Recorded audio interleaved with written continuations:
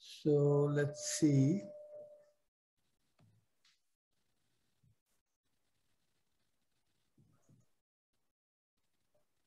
Andrei Lisak is in operation room now, and I'm here, his co-worker, and I would like to moderate this webinar today. Sure. Okay. Yeah. So let me load up my session. Just 1 second. Yep.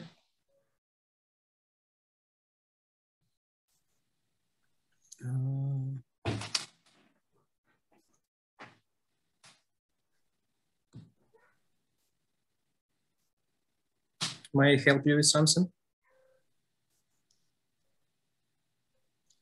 There's a construction going on the floor above, so I hope it doesn't give you too much of a noise. Can you see my presentation? No. No? Okay, let me see.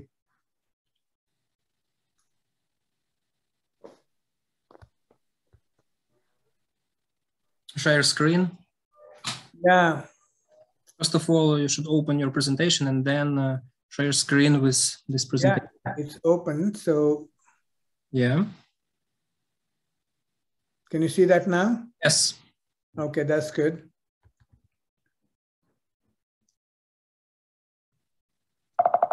Okay. So good afternoon, everyone. I'm sorry, there was a bit of a mix-up here probably on both sides. So anyway, this morning I'm going to present on wound healing and decision-making in hand therapy. So trauma, as you know, we know that the upper extremity is subjected to trauma due to its use in a variety of activities, which affects bone, muscles, tendons, nerves, and everything. So looking at every structure, we know that it heals at a specific rate and time frame. And there are various physiological changes occur during wound healing phases, which produces some biomechanical issues. And therefore, it is important for us to understand these stages so that we can make a critical decision in terms of whether these patients fall into a surgical category or can we manage these patients non-surgically. So if you look at the normal stages of wound healing, we know that following an injury, the injury undergoes an inflammatory response.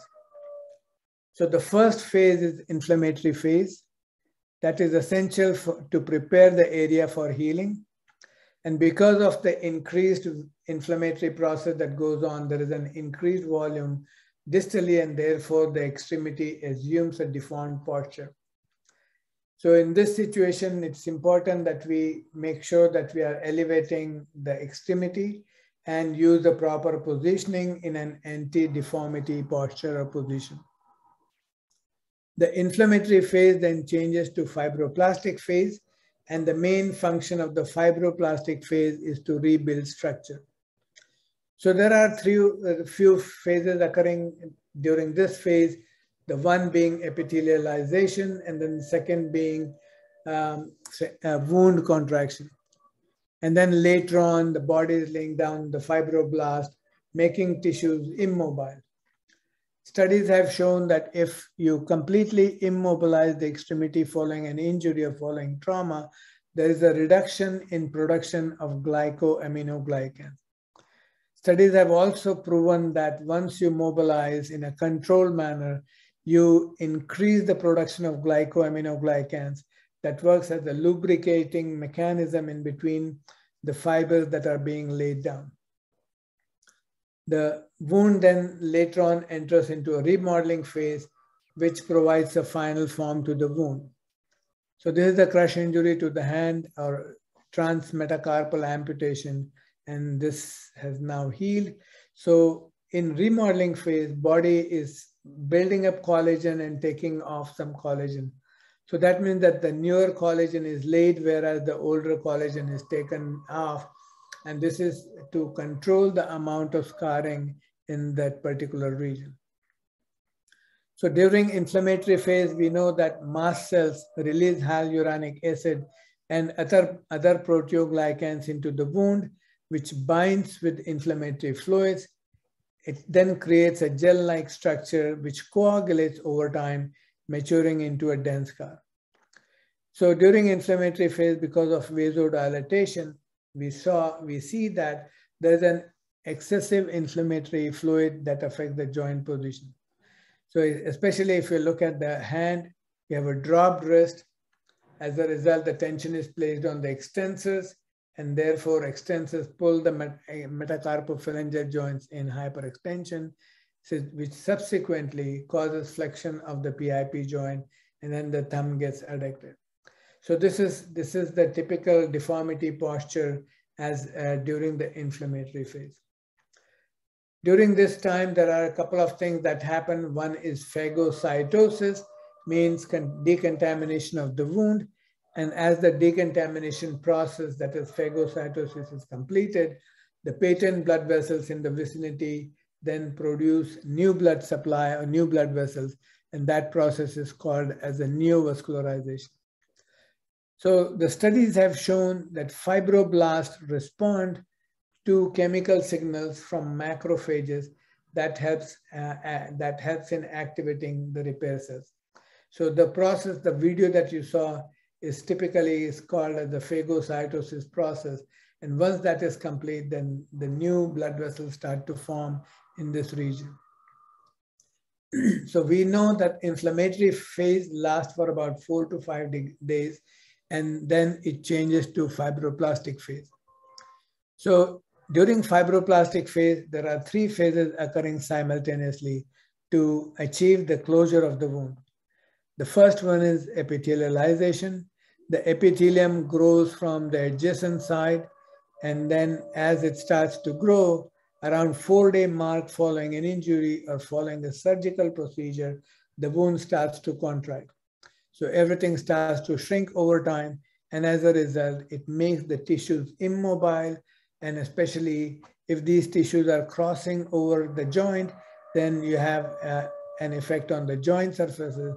The joint surfaces are pulled closer, reducing the joint space and producing a tightness of the joint capsule and the structures that is covering the joint surface. And then the next phase is called collagen production. And when the collagen is produced, then it even further contributes to narrowing of the joint space, making tissues immobile. And as the tissues become immobile, then it starts to produce contracture formation. So in other words, during fibroplastic phase, we know that the soft tissue gliding affects significantly or is affected significantly, gradually leading to joint stiffness. So this is epithelialization on the left-hand side. The studies have shown that epithelialization starts to begin within hours after the injury, which helps in closing the wound. Whereas wound contraction begins at about 4-day post-injury. It pulls the entire wound together, but if the approximated and sutured wounds, which has lesser contraction. So fibroplastic phase lasts for about 3 weeks. It helps in rebuilding the structure and gradually increasing the strength or tensile strength of the tissues that is undergoing the healing process. So during fibroplastic phase, it begins with collagen buildup in that area. So as I mentioned to you earlier, that during fibroplastic phase, fibroblasts synthesize glycoaminoglycans, which helps lubrication of the fibers which helps glycoaminoglycans helps in lubricating the collagen fiber that is being laid down. So studies have shown that immobilization causes loss of glycoaminoglycans, therefore making tissues immobile. So fibroplastic phase then enters into remodeling phase, where you have an influence of collagen buildup, that is synthesis, and collagen breakdown, the balancing act that goes on. However, we know that the body is laying down the collagen fiber in a random, disorganized manner. And during this remodeling phase, collagen buildup and collagen breakdown is occurring at a rapid rate in order to decrease the scar mass. However, in some situations, you would see that there is hypertrophic scar or keloid formation. And in such situations, you will see that there is a normal collagen buildup, but there is a genetic inhibition of lysis. So collagen synthesis is dependent on oxygen supply, whereas lysis is not. So if you have an excessive amount of collagen deposition or keloid formation, we often use pressure to the scar, which helps in creating somewhat hypoxic condition, which helps in suppressing the collagen buildup and increases the ratio between collagen buildup and collagen breakdown. Now whatever I covered so far is pertaining to the soft tissue structures, but fracture healing is somewhat different. So whenever you have a fracture, we know that the first stage is a stage of hematoma. That will change to subperiosteal and end osteal proliferation. It will then produce callus formation, which gradually over time consolidate, and then it will go on to remodeling. So this is proliferation. As you can see, the videos that you see, subsequent videos, is callus formation, and then later on, the patent blood vessels in the vicinity will produce angiogenesis, and then finally the osteosynthesis and remodeling begins over a certain length of time. So we know that the joints have greater blood supply as compared to the shaft of any long bones. So therefore, the shaft, which has a highly cortical area, that tends to heal quite slowly. Looking at the tendon healing, we know that Gelberman did an excellent work between 1980 and 1986, and his investigation showed that tendon healing is primarily dependent on tendon blood supply intrinsically, and extrinsically the tendon healing is based on the synovial structures. So his studies concluded that mobilized tendon gains greater tensile strength. So some of his experimentation definitely showed that as you allow the tendons to move in a controlled manner, it definitely helps providing greater amount of vascular supply to the tendon. Tendon has greater amount of tenocyte proliferation, and subsequently it has a greater tensile strength over time. So Wu and Tang identified that the tendon has a peak apoptosis followed by a tenocyte proliferation. And he identified that persistent apoptosis with greatly declined tenocyte proliferation will gradually over time. But there are certain time frames where the tendon has high tendency to form adhesion. And if we start these patients on a controlled mobilization program, then we can make these adhesions sort of less adhesive, and then they'll not restrict the tendon motion. So we'll look at those just in a few minutes. So looking at the nerve healing, following nerve transection, the distal portion undergoes Wallerian degeneration. And once the nerve is repaired, then the macrophages proliferate, and with the macrophageal proliferation, it is creating a milieu for axons to regenerate. And then Schwann cells will remyelinate the whole entire neuronal tube, creating a milieu for axons to regenerate. And later on, as the remyelination occurs, the axon gradually regenerate, and then they reach the target, whether it's a muscle or whether it's a sensory end organ. So if we look at the contracture formation following an injury, we know that following an injury, if the structures are immobilized, the contracture process is a lot more profound. So contracture process starts to begin 4 days after the injury, where we have a strong wound contraction phase that is going on. And then as the patient enters into fibroplasia period, and from fibroplasia period to remodeling period, if stresses are not applied on the healing tissue, then we have a dense scarring, dense adhesions, which will limit motion of the joint and which will limit excursion of various soft tissue structures. So some of the animal studies have shown that development of contractures are profound in first 3 weeks after trauma. So looking at the physiological effects of immobilization, we know that patients will have increased pain because of a lack of tissue gliding, lack of muscular function. There'll be an increased amount of swelling in the extremity. You're going to have a greater amount of joint compressive forces, and then patients will have a decreased hydrodynamics. Patients will definitely show the poor vascular and lymphatic function. Patients will have reduced hemodynamics and alteration in nerve function. So if we pay closer attention to contracture formation, we know that trauma followed by immobilization will have a greater amount of contractile protein called actin in the fibroblast. In some situations, your likelihood of seeing greater myofibroblastic deposition, you'll see that there are adhesion between the tissues that move normally. Patients definitely will show abnormal cross-linkage in the collagen fibers, and then patients will, over time, will have a reduced viscoelastic properties of the tissues, leading to stiffness of the joint. So what do we do in hand therapy?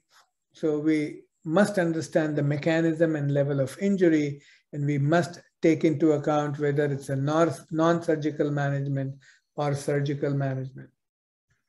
So hand therapy consideration is based on our understanding of wound healing phases, our understanding as to what and how every structure has been repaired. So it's important for the therapist to have an information about the management of the injury that you see. For example, here, this person had a motor vehicle accident. He had completely degloving on the dorsum of the wrist joint. You can see his distal radius fracture. He has a fracture of the distal radius. He has completely grounded down the soft tissue structures. The tendons had frayed. So these patients require open reduction and interfixation with ischial tuberosity bone graft and using plate and screws. Patients' extensor tendons were reconstructed using the tendons from the leg.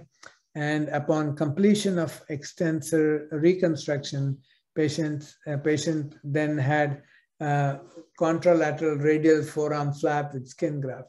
So obviously, this information, once given to the therapist must create a framework in his mind based on the surgical procedure. He has to consider that definitely certain structures need stabilization. Then the next question he should ask himself or the surgeons that whether we should mobilize or immobilize. So we understand the consequences of immobilization versus mobilization. If the benefits of mobilization outweighs immobilization, then it is important for us to consider early controlled mobilization of certain structures. So the question then arises, what should we mobilize? What will be the what will be the benefits of mobilization, and when should we mobilize? Because we know that starting at 4 days following an injury, the body starts to lay down the scar tissue, there is a wound contraction. So it is always better to start early controlled mobilization around 4-day mark following an injury. And this is, of course, dependent on the vascular stability. If there are no vascular instability following an injury, then in such situation, yes, we can mobilize them relatively early.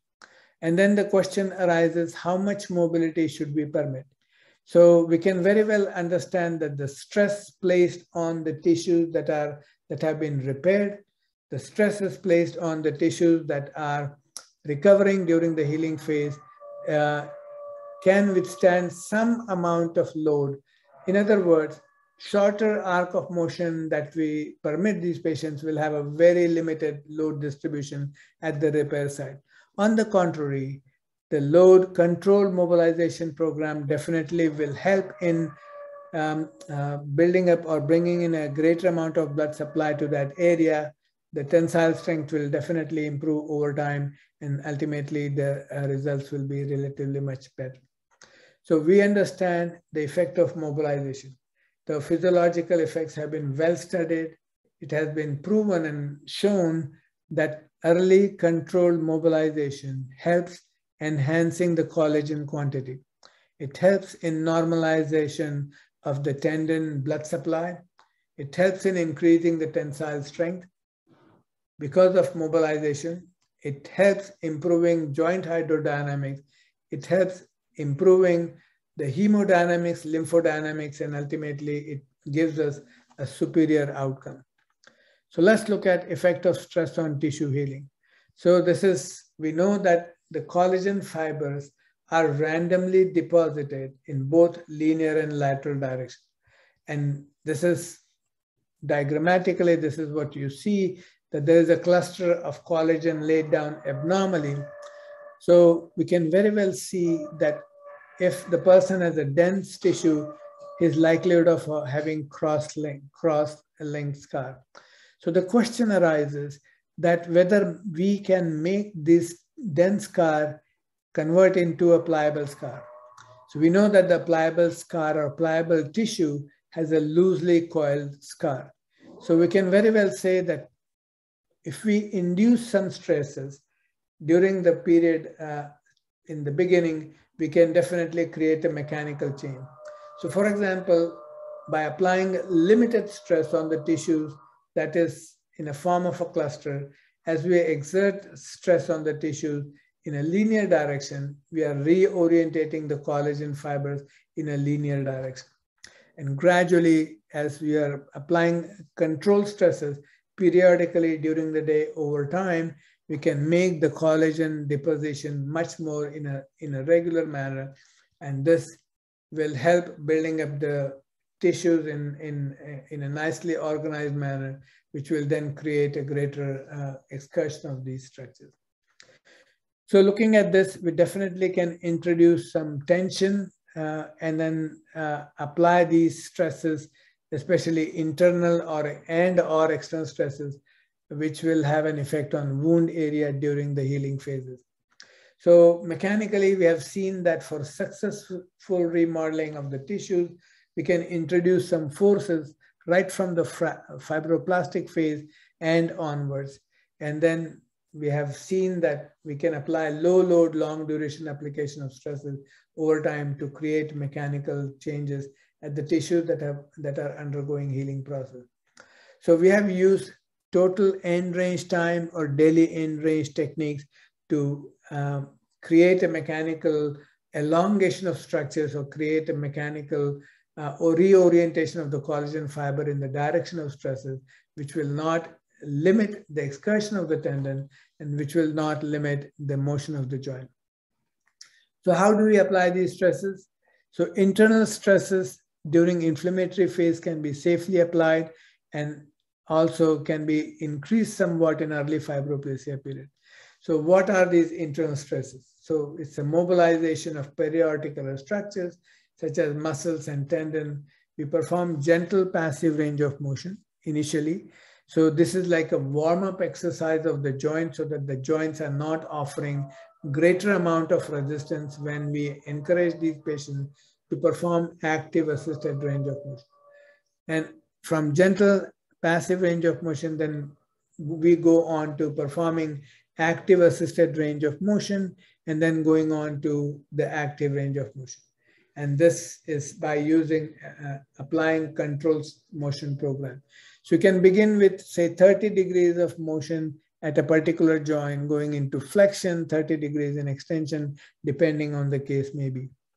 So the external stresses can be applied during late fibroplasia and remodeling period, where we do joint mobilization. We are a bit more aggressive in terms of performing passive range of motion. And of course, by applying these, we know that you're going to create a physiological change at the tissue level. However, this physiological gains that we have made by using joint mobilization and passive range of motion will be short-lived. So studies have shown that once you have taken the stresses out, the structures which are undergoing the healing phases will have a tendency to retract to the same position again. So in such situations, we apply dynamic, static, progressive, or serial casting technique, and then go on to using electrical stimulation or continuous passive motion technique. So ultimately what we want to do is we want to make a scar behave like a normal one. So we know that if you look at the viscoelastic behavior of the scar tissue and compare the viscoelasticity of the scar tissue with the normal tissue, we can very well see that scar tissue, when we apply a load, the displacement will be relatively lesser in terms of load applied.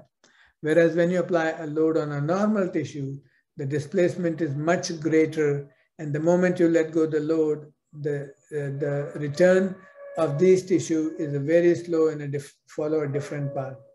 So in other words, if you apply a load on the scar tissue, it gives us a vertical graph, and the moment you let go the load, there is an abrupt return to the resting position following a removal of the load.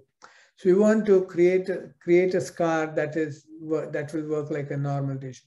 So by applying controlled stresses over time, as the tissue is undergoing healing process from fibroplasia period to remodeling phase, by allowing short arc of motion, gentle arc of motion, gradually over time, number of times during the day with minimal load, you are then creating the influx of glycoaminoglycans.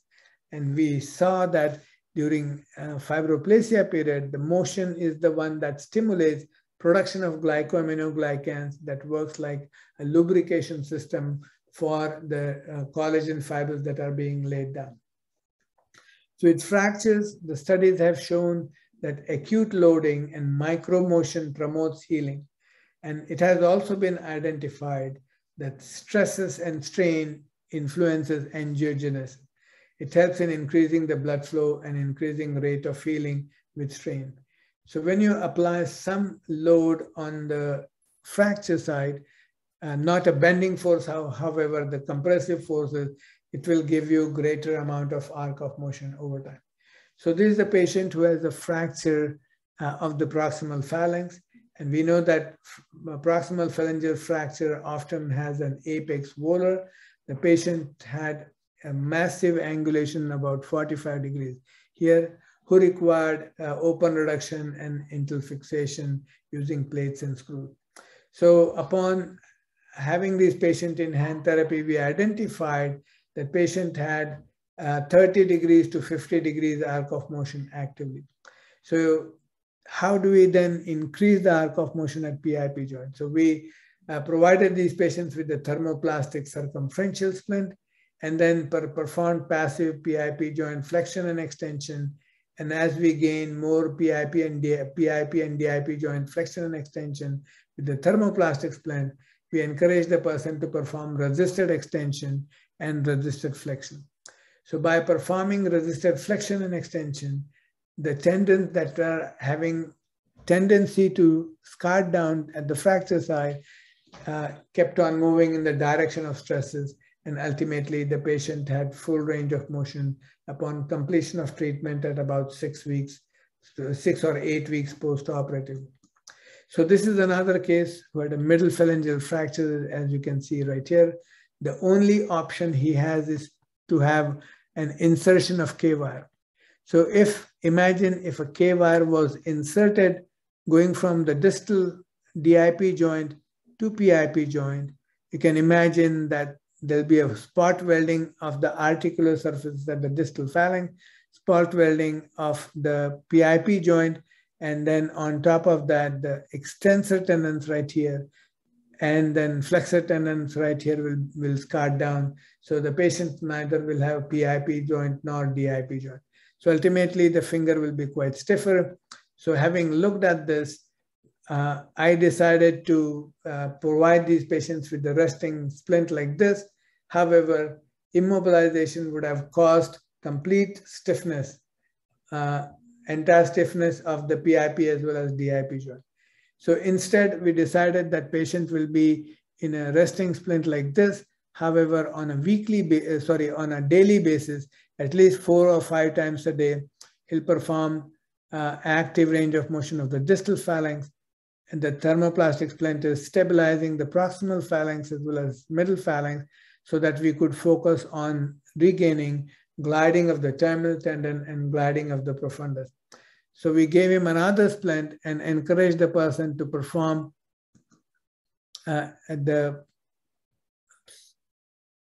so let's see here. So we gave him another splint which stabilized his middle phalanx and distal phalanx and allowed him to perform flexion and extension of the PIP joint so that we could get the central slip gliding, we could get his superficial gliding. We kept on monitoring his recovery in terms of X-ray. We identified that his fracture healed very well over time. And finally, this is what his range of motion was upon completion of his therapy around 8 or 9 week mark following his injury. So we know that the ligaments heal somewhat differently. Studies have shown that control load and motion definitely helps in increasing wet and dry weight of the injured ligaments. The mobilization studies definitely have also shown that there is an increased collagen synthesis and collagen matrix organization.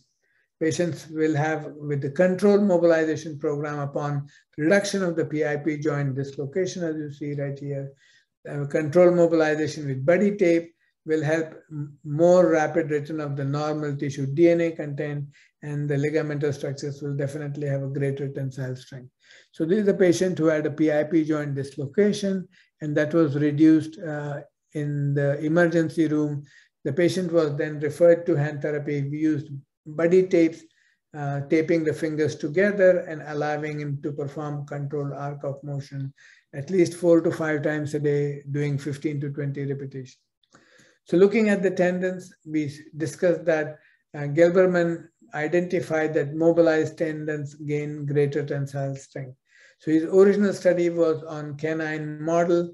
He repaired the tendon and allowed the dog to move his limb from extension to flexion and flexion to extension. So he identified that with the controlled motion program, there was greater vascular supply to the tendon ends, and the tendons healed remarkably well. So based on that, we know that early controlled mobilization program following tendon repair, patients has a stimulation of tenocytes, maturation process and remodeling of the tendons, and then the tendons showed definitely a greater tensile strength and had a better excursion properties. So here, of course, we can see that following surgery or following repair of the tendons, initially we allowed these patients to perform short arc of motion to about 3 finger distance and then gradually increasing arc of motion to the distal palmar crease. So our method of management is to allow these patients to perform controlled flexion to one specific linear distance. For example, here on the first, third or the fourth post-operative day, we encourage the person to perform flexion to the tip of the 3 finger distance. And then the second week, we allowed the person to perform motion to 2 finger distance, and then finally to the distal palmar crease. And as we gradually increased his arc of motion, over time we identified that the person had full range of motion eventually. So this is a patient with multiple extensor tendon repair in the vicinity of extensor retinaculum. We allowed the person to perform controlled motion of the wrist, going from 10 degrees of extension to 10 degrees of flexion. Patient was also allowed to perform controlled flexion of the metacarpophalangeal joint and interphalangeal joint, and ultimately the person had full range of motion in the wrist.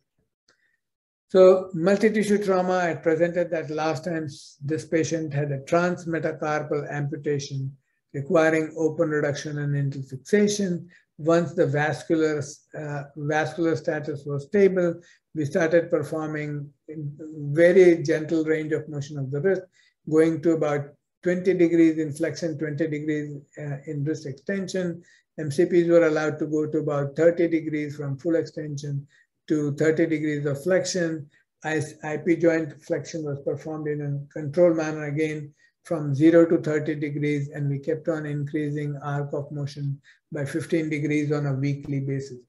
But we know that this limited mobilization definitely will contribute to some amount of joint stiffness. We also knew that the limited amount of motion definitely will contribute to limited motion of the metacarpophalangeal joint as well as interphalangeal joint. So at about 6-week mark, then we introduced the dynamic splinting. And by using the dynamic splint, we kept on gaining more and more arc of motion at the metacarpophalangeal joint and interphalangeal joint. And then over time, we maximized the motion. So we identified that the patient especially will gain motion, lose motion, gain motion, and lose motion, because intermittently the patient's hand had to be rested in a splint. So at some point we had to introduce CPM, continuous passive motion machine, and then with the use of that we restored complete mobility of the metacarpophalangeal joint as well as interphalangeal joint. So we can remodel these adhesions using internal stresses. For example, this patient had distal radius fracture who ended up having open reduction and interfixation. And because of some instability, patient also had the external fixator or Hoffman external fixator. So now the person had limited extension and limited flexion of his metacarpophalangeal joint. And then we identified that he had limited extension and limited flexion because the scar tissue or the adhesions that had formed at the fracture side, the adhesions were not allowing the tendon to glide distally or proximally. So having noticed that, we decided to allow these patients to perform resisted extension of the fingers and resisted flexion of the fingers. And by the time the fixator was removed, patient had full range of motion of the metacarpophalangeal joint as well as interphalangeal joint. So this is stress application with CPM. So this patient had distal radius fracture. The patient ended up having quite a bit of joint stiffness. And then later on, we use CPM to gain a range of motion. And here the person is shown full range of motion at about 8 to 9 weeks post distal radius fracture. So looking at the mechanical effect of stress application, we can see that if the tissues start to become immobile, the joint starts to become stiffer, and as a result, the articular surfaces are closer to each other. The joint capsule, ligaments, and tendons now have limited gliding amplitude. And then once we perform distraction of the joint, we create quite a bit of space in between the articular surfaces. By doing joint mobilization, like doing distraction of the joint, we are stimulating the stratum synovium that is capable of producing synovial fluid in the joint. And then as we continuously do joint mobilization and mobilization passively, we can gradually increase arc of motion over time. And then by increasing gradually arc of motion over time, we can see that the joint space starts to recover over time. And then once you continue with the range of motion program and strengthening over time, you are creating improved joint hydrodynamics. You are causing greater influx of the synovial fluid in the joint. And once the synovial fluid in the joint is present, then it gives you a greater amount of freedom of motion at the joint level, and then you can restore the mobility normally over time. So the reversal process of the joint stiffness is based on our understanding of the joint hydrodynamics that helps initially giving us greater amount of joint space and mobilization of the tissue structure. So in conclusion, we know that internal and external stresses affect the wound area during healing process, and definitely for successful remodeling phase of the repair process, we introduce certain forces. So it's better to introduce control mobilization right from the beginning. Once we know that the vascular status is stable, then we can start introducing some gentle forces over time.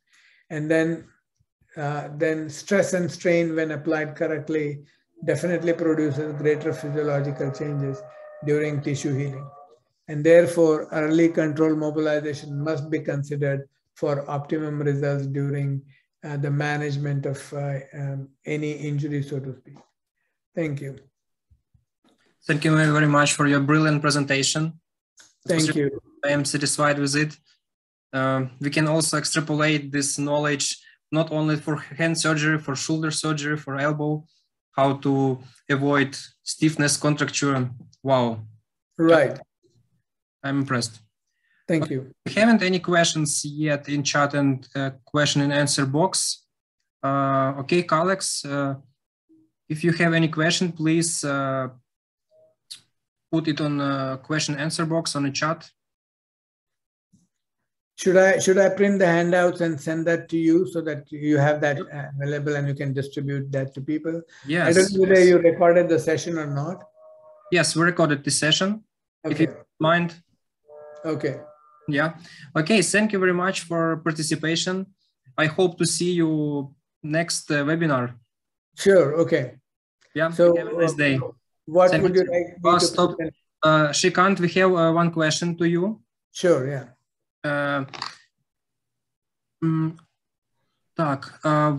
One moment. What do you use for scars? What bandages, maybe plasters? So for the scars, we use silicone inserts. So there are some silicone inserts available from the market or the medical company. It is called as Autoform K. I can send you those. Yes, please send it in WhatsApp or yeah, and that way then you can have those. So whenever there is a scar hypertrophy, when you notice, then using those pressure inserts like a silicone gel sheet, silicone pads inside, it reduces the scar hypertrophy, because what it does, it creates a hypoxic condition. And then it balances the collagen buildup and collagen breakdown at a rapid rate. Yeah. Yes, everything as you mentioned in your presentation. Yeah. Okay, it comes another question. Do you use silicone for what time? For what period you make it? So once the suture is out, and then once you notice that the scar is starting to become quite apparent or rigid, then at that stage you can use silicone insert. Okay. With the glove, either with the glove, or you can use by applying the tape on top of that. Okay. Okay, we don't have any questions. Okay. Okay. It comes the third one. Do you use non-steroidal anti-inflammatory drugs for treatment or for rehabilitation? We normally recommend the surgeons to prescribe anti-inflammatory drugs if at all they are necessary, or at times we have recommended the surgeons to prescribe patients with the pain medication. So if the pain is under control, they are capable of moving the joints better. So now if you look at the physiology of pain, if the stiffer you are, more painful you are going to be, right? Because if you have pain, you have a vasospasm. If you have pain, you have muscle spasm. Yep. So when you have a combination of both vasospasm and muscle spasm, you'll notice that both these two together will cause greater amount of joint compressive forces. And when you have a greater amount of joint compressive forces with the tissues that have lost its compliance, when you try to bend, then you often, this proprioceptive end organs from the joint capsule, it triggers off the pain response. So therefore, if the patients are prescribed with the pain medication, then we can have the edge off, and then we can start mobilizing the joint relatively easily, not completely though, but easily as compared to patients not having pain medication. The other pain medication, could be as a result of nerve injury where they have a hypersensitivity. So any wounds or any injury where you have an incision line or repair you have done, so in those regions, because the cutaneous end organs are continuously firing, they're like a live wire. So the hypersensitivity definitely is going to give them quite a bit of pain and discomfort, and patients may be reluctant to move. So in those situations, you may prescribe these patients with topical anesthetic like M.Th.O or 5% xylocaine skin application. And once you have applied the skin, that the topical agent, then you have created anesthesia or some anesthesia in that area. So as a result, patients do not have pain when they perform range of motion. Yeah, right. And another question, how long should we use this silicone on scars? Sorry, can you repeat that again, please? How long should we use these silicones for scars? For what period after suture removing? So you will see that if you look at the stages of wound healing, so, in fibroplasia period, the body is laying down the scar tissue.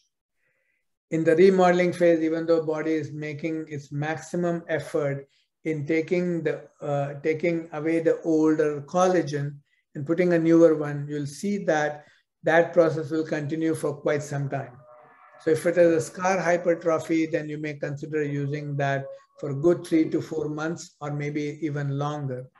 If it happens to be a burn injury, for example, friction burns or thermal burns, for example, those injuries will definitely have greater amount of scar hypertrophy as we see as compared to the other injuries, for example, friction injuries. But burn injuries may require additional, not only the silicone insert edema gloves, but also they require the pressure inserts in order to remodel the scar over time. Mm-hmm. You may have to consider until, and the classic test is when you apply a pressure on the skin. Yeah. If the skin no longer blanches with the pressure to that degree as it used to, then that means it's gradually we need to phase out the application of pressure inserts. Great. Okay, another question. What medication do you use for reducing edema? There is no medication that will help reducing edema, or you cannot take any oral medication. On the contrary, during initial phases, during inflammatory phase, our patient should have optimum elevation. Once there is a stability of the vascular status, then you can start using edema glove. Active motion is the best method or best management for edema control. So control motion in early stages will help reducing edema. But on the contrary, if you have an injury to the hand, vascular structures are becoming stable, you not only mobilize the fingers, but also go on to move the proximal joint like shoulder, your elbow, and because these muscles are ultimately going to increase arterial flow, but venous and lymphatic return. So venous and lymphatic return is active pressure dependent, means muscular contraction dependent, whereas arterial flow is of course muscular. We know that muscles, especially, when you perform motion, it will require more amount of arterial flow, but at the same time, it's when you perform motion, it produces a compartmental pressure from the hand, and over time helping reduce edema. Mm-hmm. Thank you. Another question: can we use hydrocolloid bandages instead of silicone? Silicone is the most preferred for when the incision lines are closed. But other may be applicable if the wound is still present or still healing. Okay. And I think the last one: do you prefer use collagen drugs or something else? I think it's for reducing edema. To reduce edema, especially as I said, that the best method is to have elevation, then using a glove, contrast bath. Yes, you do. Yeah, so contrast bath will definitely help reduce edema as well. Okay, we're waiting some minutes for the questions. Okay. Okay, our question answer box is empty. Okay, good. Okay, thank you very much. It was really brilliant. I was on the edge of my seat. Oh, thank you. Thank you. Thank you. Thank you. I hope to see you next time. Yeah, so you can make a list of topics you would like me to cover, you know, and I would be delighted to cover those. Yeah. Okay, I think in this question, Andriy Lisak will contact you and you Sure. negotiate with him. Okay, great. Thank you. Yeah, thank you very much. Sorry for nice. yeah. Yeah. Great. Thank you. Thank you.